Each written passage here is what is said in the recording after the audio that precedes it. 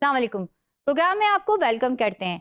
आज वफाकी वज़ीर ख़जाना ने एक अहम प्रेस कॉन्फ्रेंस की जिसमें उन्होंने कहा कि मुख्तलिफ वजारतों के मातहत चलने वाले ज़िले 80 इदारों की तादाद निस्फ की जा रही है, यानी 40 की जा रही है। इसके अलावा उन्होंने ये भी कहा कि 2 वजारतें जो हैं वो जम की जा रही हैं और राइट साइजिंग की तरफ ये एक अच्छा इक़दाम है।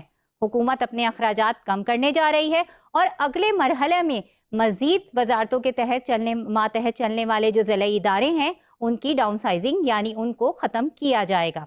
प्रोग्राम में हमारे साथ इस वक्त मौजूद हैं senior analyst doctor Hasan Zafar. अस्सलाम वालेकुम डॉक्टर साहब।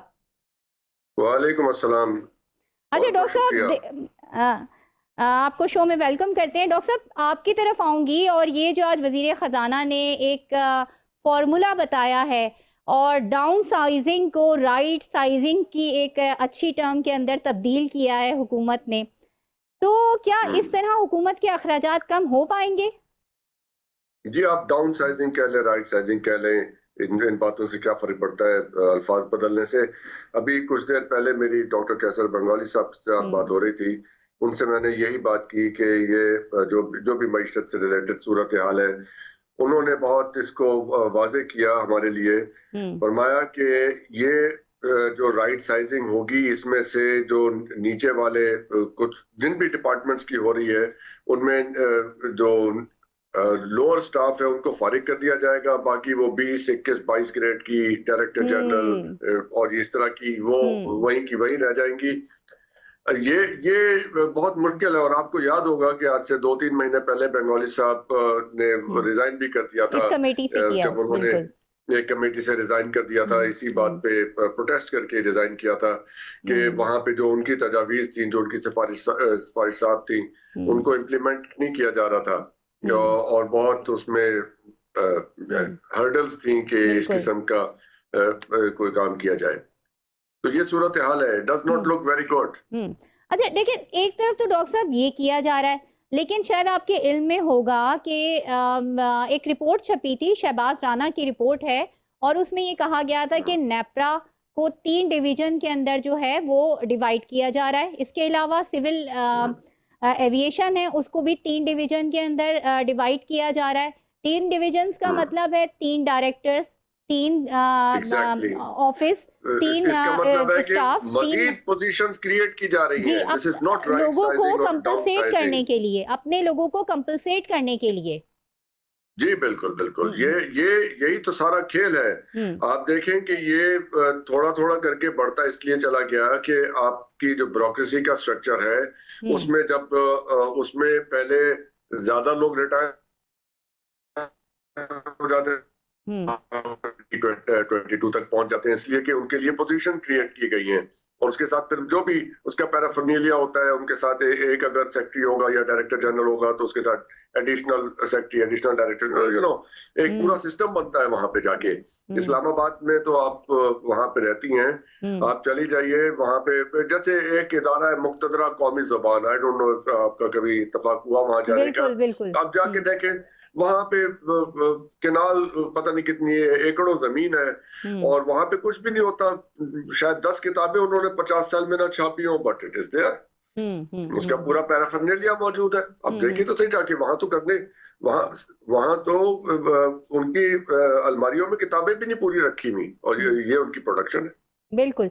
अब जरा आगे चलते हैं और सियासी सूरत हाल की तरफ आते हैं। आज कौमी असेंबली में अपोजिशन लीडर उमर अयूब ने, सेनेट में अपोजिशन लीडर शिबली फराज ने और जो पीटीआई के सेक्रेटरी, मरकजी सेक्रेटरी हैं सलमान अकरम राजा ने एक अहम प्रेस कॉन्फ्रेंस की और उन्होंने एक बात कही जो मुझे बड़ी अलार्मिंग लगी। उन्होंने ये कहा कि हमें बानी पीटीआई से मुलाकात करने की इजाज़त दी जाए इदारों की मदाखलत के बगैर आज़ाद माहौल में।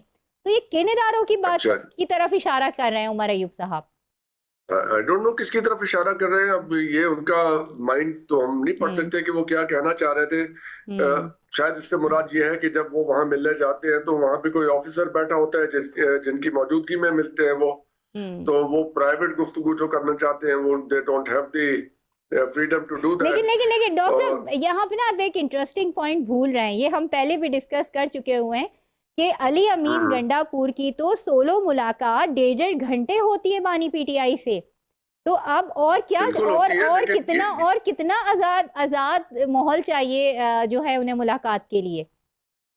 अब ये तो वो खुद ही बता सकते हैं कितना आजाद माहौल चाहिए, लेकिन ये मुलाकात में उनके सर पे कोई खड़ा रहता है, किसी की निगरानी में होती है, या कोई कैमरा लगा होता है, तो ये तो अब जेल प्रोटोकॉल्स के हिसाब से ही है ना।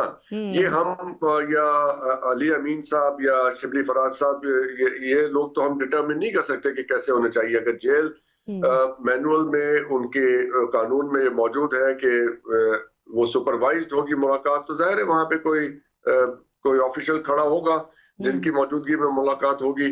अब वो मियाँ बीवी की मुलाकात में मेरा ख्याल है कि उसमें प्राइवेसी दी जाती है, लेकिन इस किस्म की मुलाकात जहाँ पे कोई वकील मिलने आ रहा हो, ये अच्छा, अली अमीन अलीमा खान की आज मुलाकात हुई है जेल में और उन्होंने कहा है कि जो बानी पीटीआई हैं उनको बनीगाला शिफ्ट करने के लिए कहा गया, और ये पैगाम खुद अली अमीन गंडापुर लेकर गए, मगर जो बानी पीटीआई हैं वो नहीं माने और उन्होंने किसी किस्म की भी डील करने से इनकार कर दिया। ये भी एक बड़ी इंटरेस्टिंग बात है। ये भी एक बड़ी इंटरेस्टिंग बात है। हमारा भी अंदाजा यही है कि एक पॉलिटिकल सोच से अगर देखा जाए तो अभी उनको सूट करता है कि वो कुछ देर और रह लें जेल में। जहां 1.5 साल काटा है वहां 2 महीने और भी वो काट सकते हैं, इसलिए कि अभी एक माहौल क्रिएट हो रहा है। आप देख रही होंगी मुख्तलिफ चैनल्स पे ये बात की जा रही है कि जी वो खान साहब जो है वो कोई डील कर रहे हैं। मतलब डील तो हो रही है डॉक्टर साहब, डील तो हो रही है, ये आपस की बात है, डील हो रही है, बच्चे को पता है। मैं नहीं कह सकता इसलिए कि देखें दोनों साइड के आर्ग्यूमेंट्स मौजूद है ना। आप पीटीआई के हामियों से पूछेंगे वो कहेंगे नहीं हो रही है, दूसरी साइड गवर्नमेंट वाली साइड से कहेंगे वो हो रही है। दोनों का अपना अपना एक बयानिया है, दोनों अपनी पोजीशन लेके खड़े हुए हैं। अब हकीकत में क्या होने जा रहा है ये तो ये डिटरमिन करना तो बहुत ही मुश्किल है कि what is actually happening, but what we know कि कुछ इशारे ऐसे मौजूद हैं कि उनको रिलीफ दिया जा रहा है, लेकिन अब ये क्या दे के क्या लिया जा रहा है ये हम नहीं कह सकते।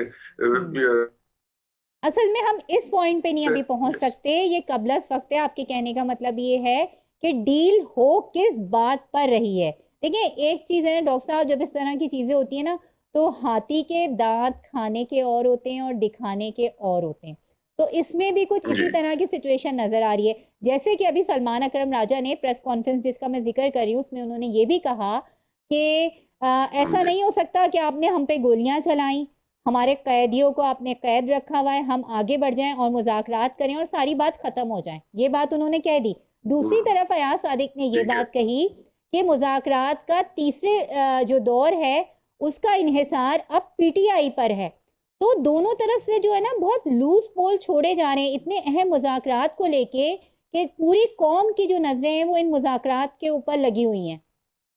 तो ये एक तरह की डिस्ट्रैक्शन भी हो सकती है ना, यानी कि ये मुमकिन है कि असल मामला कुछ और हो और नजरें हम सारी कौम की किसी और तरफ लगा दी हैं कि आप यहाँ पे तवज्जो रखें। जैसे चेस की गेम में होता है, असल मूव कहीं और होती है और आप एडवांसेस कहीं और कर देते हैं। आपका ओपोनेंट जो है वो वहाँ पे खेलता रहता है। हाँ, बिल्कुल दिखाते कुछ और है और नजर कुछ और आ रहा होता है। टेलीफोन लाइन पे हमें ज्वाइन किया है सीनियर एनालिस्ट अब्दुल्ला गुल साहब ने। सर वेलकम करते हैं आपको शो में, और बात हो रही है पीटीआई और हुकूमत के मुज़ाकरात की। और जिस तरह आज आपने देखा कि प्रेस कॉन्फ्रेंस की गई है दोनों तरफ से, अब तक के जो 2 सेशंस हो चुके हैं मुज़ाकरात के उसमें बिल्कुल भी दोनों जो फरीकैन हैं उनकी जानिब से कोई सीरियस नोट पे बात नजर नहीं आई है। बिस्मिल्लाहिर्रहमानिर्रहीम, बहुत शुक्रिया जी। मैं सीनियर एनालिस्ट के साथ तहरीक जवानान पाकिस्तान जो कि एक पॉलिटिकल पार्टी है उसका सरबराह भी हूँ। तो क्योंकि जाहिर है ये पॉलिटिकल मामला है तो इस पे पॉलिटिकल ही बात की जाए तो बेहतर है। जहाँ तक ताल्लुक है इस टाइम पे दोनों तरफ जो है वो नॉन सीरियसनेस इस वजह से भी है कि दोनों जो फरीकैन हैं वो शाम को टीवी पे बैठ के मीडिया के सामने एक दूसरे के ऊपर गोलाबारी करते हैं ज़बानी, जिससे जो मेरे ख्याल में एक जो टॉक्स का तकद्दस है वो बुरी तरीके से मजरू होता है और वो नज़र भी आ रहा है। इसका दूसरा पहलू जो है वो बड़ा अहम है और वो ये है कि ये टॉक्स जो थे, मैं पहले दिन से बोल रहा था कि ये मुज़ाकरात नहीं बल्कि मज़ाकरात हैं। और उसकी वजह यह है कि इस टाइम पे डोनाल्ड ट्रंप साहब के आने का इंतजार में एक वो है जो टाइम पास करवाना चाहते हैं, एक वो हैं जो प्रेशर बिल्ड करके जो है वो डोनाल्ड ट्रंप साहब को मुस्तकबिल के लिए अलर्ट करना चाहते हैं। तो इस टाइम पे ऐसी पोजीशन में मगरबी दबाव जो है फिलहाल तो पाकिस्तान पे कोई नहीं है, लेकिन ये मुमकिन जो मगरबी दबाव है मुस्तकबिल का, और जो कि माजी में हमने देखा अमेरिका ने मुतअद्दिद बार जो है वो हमेशा दबाव डाला पाकिस्तान के अंदरूनी मामलात में। हमने नवाज शरीफ साहब के केस में भी देखा और दीगर केसेस में भी हमने देखा, रिचर्ड बाउचर को भी पाकिस्तान आते देखा, और इसी तरीके से फ्रेंड्स नॉट मास्टर्स भी किताबें लिखते हुए देखी गई। इसलिए मेरा ख्याल है कि जो मौजूदा सूरत हाल है उसके अंदर फिलहाल कोशिश ये की जा रही है कि किसी सूरत जो है वो टाइम जो है वो एक पास करा दिया जाए ताकि बाइडन इंतजामिया अपने अख्ताम को पहुंचे, और जिन लोगों ने जाहिर है डोनाल्ड ट्रंप की बजाय बाइडन इंतजामिया पे पैसे खर्च किए थे उनके उन्होंने, आपको मालूम ही है कि लॉबिंग की थी, और लॉबिंग के पैसे हलाल करने के लिए जो है जाहिर है अमेरिकन भी जो है वो बातचीत तो कर रहे हैं। इसलिए पाकिस्तान में ये तासुर दिया जा रहा है कि बातचीत हो रही है, लेकिन हकीकत यह है कि 9 मई के जो मुल्जिमान हैं जो भी हैं उनको माफी नहीं मिलेगी। उसमें छोटे मोटे नीचे जो लोग जिनको माफी दी गई 19 महीने जिनके बना जो 19 लोग थे उनके अगर आप जरा ट्रैक रिकॉर्ड चेक करें तो वो 9 मई के फौरन बाद गिरफ्तार हो गए। 1.5 साल पौने 2 साल उन्होंने पहले ही गुजार लिया था, पीछे 2-3 महीने उनके बच गए थे तो उनको जो है पार्डन कर दिया गया, जो कि एक आईनी हक है मेरे ख्याल में जो आर्मी चीफ के पास। लेकिन दूसरी जानिब अगर देखा जाए तो मरकजी मुल्जिमान के मुतल्लिक DGISPR की जो अभी आखिरी प्रेस कॉन्फ्रेंस आई उसके अंदर उन्होंने बता दिया वाज़े कि मरकजी मुल्जिमान को जो है किसी सूरत जो है बख्शा नहीं जाएगा। ये जो इंस्टीट्यूशनल मेमोरी होती है ये बड़ी मजबूत हुआ करती है, ये नहीं छोड़ती, और ये जब जुर्म हुआ है ये पाकिस्तान की रियासत के खिलाफ हुआ है, इदारों के खिलाफ हुआ है, ISI के खिलाफ हुआ है, आर्मी के खिलाफ हुआ है, एयरफोर्स के खिलाफ हुआ है, रेडियो पाकिस्तान के खिलाफ हुआ है, हुकूमत पाकिस्तान के खिलाफ हुआ है। तो ये इतना कोई ऐसा वो नहीं है कि ये कोई समझे कि ये माफ कर दिया जाएगा। फिर तीसरी बात जो बड़ी अहम है वो ये है कि पोजीशन ऑफ स्ट्रेंथ से बात होती है या पोजीशन ऑफ वीकनेस से। हाँ, ये मज़ाकरात शायद उस जमाने में होते तो शायद कोई PTI की मंशा के मुताबिक वो रिजल्ट भी निकल सकते थे। अगर जब 9 मई का वाकयात या फिर जब इमरान खान साहब की हुकूमत गई तो उस टाइम पे जो जलसे जुलूस रैलियां पब्लिक की एक अवेयरनेस ये बाहर आई बहुत जबरदस्त तरीके से, लेकिन उसके बाद देखा ये गया कि अब आहिस्ता आहिस्ता जो है मामला तब्दील होते जा रहे हैं। अब पोजीशन ऑफ वीकनेस है। अब ये हालिया तो हमने देखा कि पंजाब से KP से अपना पंजाब से बलूचिस्तान से कश्मीर GB से कोई लोग निकले नहीं है, जो इवन इस्लामाबाद पिंडी का मैं बासी हूँ, यहाँ से लोग जिस अंदाज में पहले निकलते थे वो नहीं निकल सके। तो अगर KP की सरकारी मशीनरी और हुकूमती जराए को इस्तेमाल करते अवाम को न लाया गया होता तो शायद ये इतना बड़ा जो प्रोग्राम था ये ना होता। तो मेरा ख्याल है कि अभी पोजीशन जो है वो कमजोर है तहरीक इंसाफ की। बहरहाल मज़ाकरात जो है वो के लिए सिर्फ एक ये दुनिया को टोपी ड्रामा है, असल में होना हवाना कुछ नहीं है। मैं आपसे एक और सवाल करना चाहूंगी कि आपको ये लगता है कि देखिए हमने ये देखा था इलेक्शन से पहले भी और इलेक्शन के बाद भी कि PTI के पास जो थी वो स्ट्रीट पावर बहुत ज़्यादा थी, लेकिन ये जो एहतजाज हुए हैं और ख़ास तौर पे जो 26 नवंबर वाला एपिसोड हुआ है इसने किसी को नुकसान नहीं पहुंचाया, ना हुकूमत को नुकसान पहुंचाया है ना रियासत को नुकसान पहुंचाया है। खुद PTI ने इस एपिसोड से अपने आप को नुकसान पहुंचाया है। जी, ये तो बिल्कुल आप दुरुस्त फरमा रही हैं। PTI की जो एक जारहाना पॉलिसी या एक U-टर्न की पॉलिसी उसने उसको बहुत जो है वो मेरे ख्याल में डेंट डाला है अवामी सतह पे भी, क्योंकि जो अवाम कल तक ये कहती थी कि अमेरिकी मदाखलत के ऊपर खड़े हो गए, आज वो अमेरिकी मदाखलत के ऊपर और इमरान खान साहब की रिहाई के हवाले से जब उनके बयानात आते हैं तो PTI उनको वेलकम करती है, ना कि उनके खिलाफ खड़ी होती है। ये बातें ज़ाहिर है अवाम पाकिस्तान के अंदर उसकी जो पज़ीराई है वो आहिस्ता आहिस्ता कम होती जा रही है। दूसरी बात यह है कि अवाम ये भी सोचने पे मजबूर है कि अगर आपके पास पंजाब की, गिलगित बल्तिस्तान की, कश्मीर की, KP की हुकूमत है, वफाक में आपके पास लोग मौजूद हैं, तो आपको हुकूमतों को तोड़ने की क्या जरूरत पेश आई थी। और यही वजह है कि आज PTI जो है अपनी गलत पॉलिसियों की वजह से उन्होंने अपने पैरों पे खुद कुल्हाड़ी मारी है। और ये जैसे 26 नवंबर की बात अगर कर लें तो जिस अंदाज में बात हो रही है, कल रात भी मैं पाकिस्तान टेलीविजन के ऊपर था तो वहाँ यही पीटीआई के लोग कह रहे थे कि जनाब सैकड़ों लोग जो है वो उनको मार दिया गया। तो मैंने कहा कि जी कल मैं आज के दिन आपका इंतजार करूंगा टेलीविजन के ऊपर, आप वो ला के दिखाएं कि वो कौन लोग हैं, ताकि लिस्ट प्रोवाइड करें, ताकि आप तो एक वकील हैं। सैकड़ों लोग बहुत होते हैं। लेकिन मकसद ये है कि कोई जो अभी बुशरा बीबी हैं, वो आपको पता है कि जो 26 नवंबर का वाकया हुआ, अफसोसनाक वाकया था, कोई अच्छा नहीं था। लेकिन उसके अंदर वो सिर्फ एक जो कारकुन जो फौत हो गया उसमें, उसके वहां करोड़ रुपया वो दे के आई। तो क्या बाकी कारकुन फौत नहीं हुए थे? क्या उनको जो है कोई पीटीआई की या खैबर पख्तूनख्वा की हुकूमत की जानिब से क्या उनको कोई वजीफा वगैरह नहीं मिलना चाहिए था? तो इससे बहुत सारे सवालात जो है वो जन्म ले रहे हैं। कोई सिर्फ जबानी जमा खर्च पे बातें हो रही हैं, ना कि उसको अमलन जो कोई आप सबूतों शवाहिद के सामने रखें। ये और ये दोनों अतराफ प्रॉब्लम्स हैं। बिल्कुल बिल्कुल, दोनों अतराफ प्रॉब्लम्स है। डॉक्टर हसन जफर साहब, आपकी तरफ आऊंगी और आपसे ये सवाल करूंगी कि आपको लगता है कि माजी की गलतियों से अब पीटीआई कुछ सीख पाएगी और कुछ पॉजिटिव वे में कुछ अपनी ऐसी स्ट्रेटेजी बनाएगी कि जिससे उसका लॉस हुआ है अब वो जो है वो उससे बाहर निकल सके? देखिए, पीटीआई का मतलब है इमरान खान साहब, और अगर आप माजी की गलतियों से सीख के ये कहने, उससे मुराद ये है कि वो बदल जाएंगे और वो एक मुख्तलिफ शख्सियत के तौर पे सामने आएंगे, इसका इम्कान बहुत कम है। वो वहीं पे खड़े रहेंगे जहां पे हैं। उनके बारे में ऐसी कोई गलतफहमी पालने की जरूरत नहीं है हमें अपने दिलो दिमाग में कि वो एक मुख्तलिफ शख्सियत के तौर पे सामने आएंगे। मतलब उनका तर्ज सियासत वही रहेगा। ऑफ कोर्स उन्होंने एक पोजीशन ले ली है। अब देखिए ना, उनकी मजबूरी भी है कि उनकी जो सपोर्ट है उस पोजीशन के साथ जुड़ी हुई है। वो पोजीशन यहाँ से चेंज करते हैं तो वो उनको बैकलैश आने का उसमें खतरा है। Politically can not afford to do that. तो बहुत मुश्किल है इस पोजीशन से हिलना, क्योंकि जिस हाई पेडिस्टल पे वो जा चुके हैं, जिस किस्म की पॉलिटिक्स उन्होंने की है, पॉलिटिक्स ऑफ रेजिस्टेंस की है, अब उसको चेंज करके क्या मतलब? वो तो सारा वो उनकी गलत हो जाएगी, उनकी सारी मेहनत, अगर उन्होंने पोजीशन चेंज की। He can not. लेकिन the best he can do, अगर उनको कोई बेहतर मशवरा देने वाला हो, कि वो खामोश रहें कुछ अर्सा, यानी कुछ चंद महीने खामोशी से गुजार दे। कोई बयानात, कोई नई कोई तहरीक, कोई ऐसा डू नथिंग की ऑप्शन जो है ना, उसको चेक कर दे। तो ये मेरा नहीं ख्याल कि वो ये कोई it's going to be any different from खामोश रहने वाली जो है वो तबीयत नहीं है बानी पीटीआई की।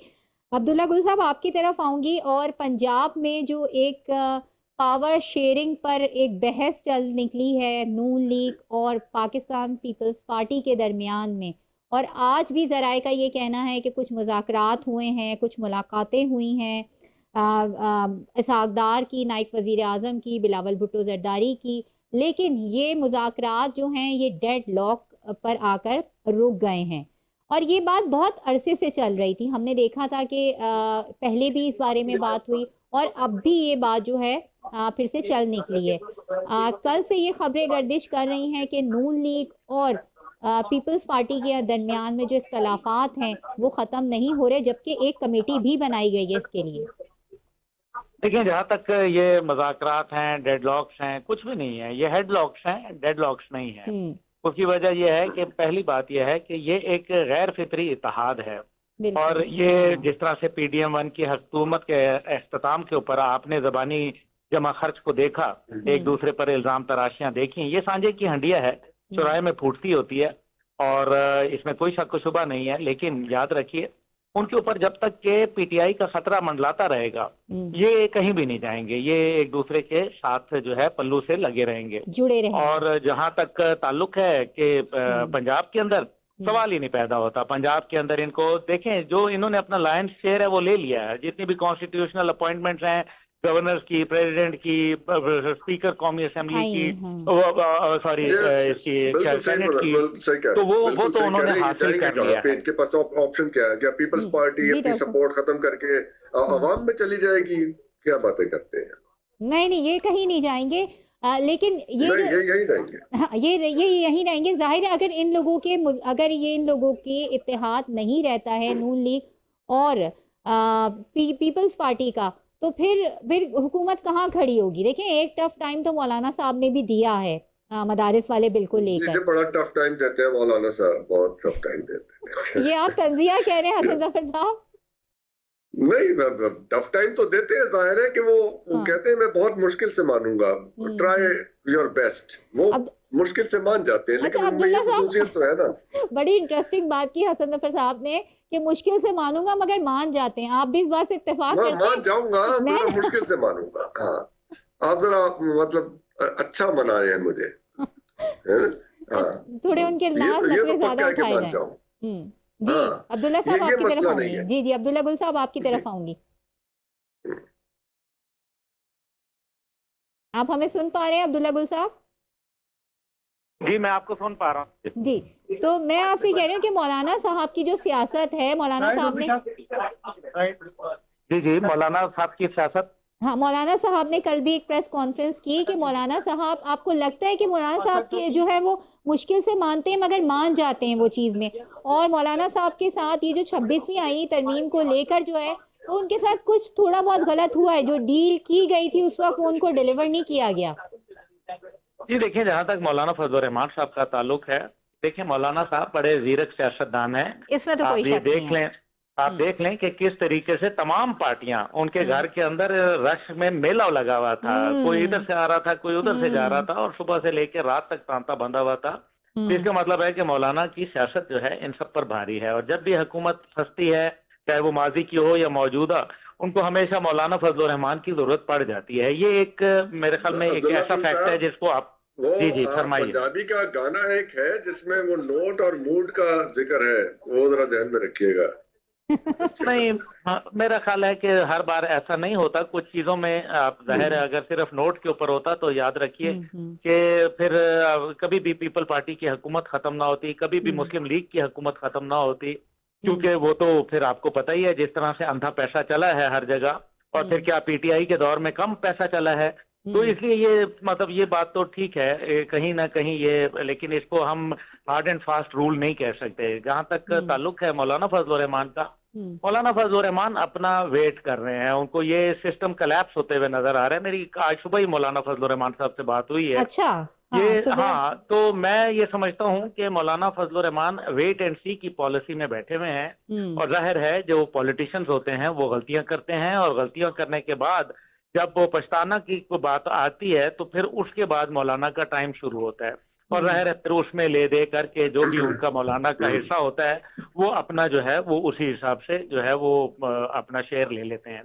तो ये मौलाना फजल रहमान जो है वो यकीनन, लेकिन वो जिस उम्र के हिस्से में है, याद रखिए कि उनके अंदर जो है अब ज्यादा फ्लेक्सिबिलिटी उस अंदाज में नहीं रही जो माजी में हुआ करती थी।